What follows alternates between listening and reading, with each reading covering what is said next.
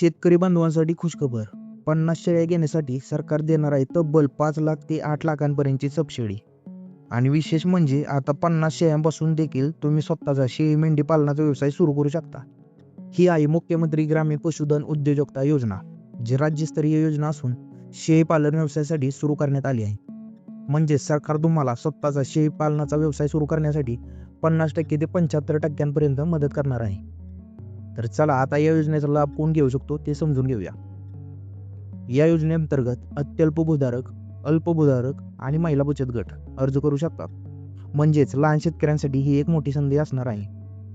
निवड करताना सरकार प्राधान्यक्रम वापरणार आहे.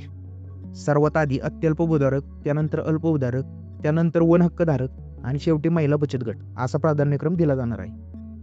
याशिवाय महिलांसाठी 30% आणि दिव्यांगांसाठी 5% आरक्षण देखील राखीव ठेवण्यात आलेले आहे. त्यामुळे शक्य असल्यास महिलांच्या नावाने अर्ज केल्यास निवड होण्याची शक्यता वाढते. आता या योजनेसाठी पात्रता अटी बघूया. पहिली अट म्हणजे तुमच्याकडे किमान 1 एकर जमीन असावी किंवा 5 वर्षाचा नोंदणीकृत भाडेकरार असावा. आणि दुसरी अट म्हणजे तुम्ही पशुपालनाचे प्रशिक्षण घेतलेले असावे किंवा 2 वर्षाचा शेळी आणि मेंढी पालनाचा अनुभव असावा. या 2 अटी पूर्ण केल्या तरच तुम्ही अर्ज करू शकता. आता महत्त्वाचं, अर्ज करताना काही कागदपत्रे तयार ठेवा.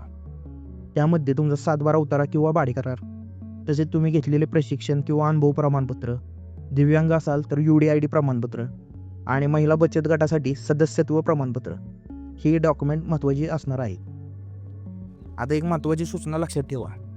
जर तुम्ही याच्या आधी नॅशनल लाईव्हस्टॉक मिशन म्हणजेच NLM या योजनेचा लाभ घेतला असेल तर तुम्हाला या योजनेचा लाभ मिळणार नाही.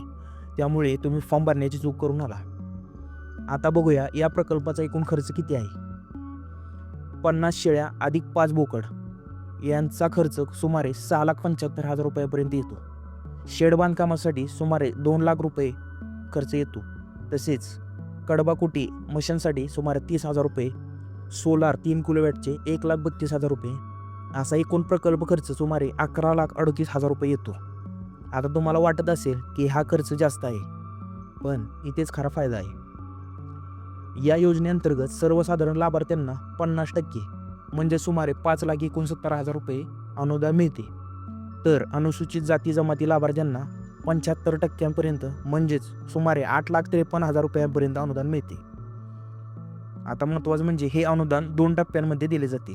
पहिला टप्पा शेड आणि साहित्य खरेदीनंतर आणि दुसरा टप्पा म्हणजे शेळ्या खरेदीनंतर. शेतकरी बांधवांनो, ही योजना अजून सुरू झालेली नाही, पण लवकरच अर्ज सुरू होणार आहेत. त्यामुळे या योजनेच्या अपडेटसाठी आपल्या चॅनलला सबस्क्राईब करा, व्हिडिओला लाईक करा आणि जास्तीत जास्त लोकांपर्यंत शेअर करा. म्हणजे योजना चालू झाल्यानंतर जास्तीत जास्त लोकांना या योजनेचा लाभ मिळेल.